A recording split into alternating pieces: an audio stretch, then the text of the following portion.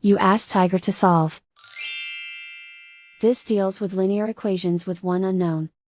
The final result is x equals -4. Let's solve it step by step. Group all constants on the right side of the equation. Subtract 8 from both sides. Simplify the arithmetic.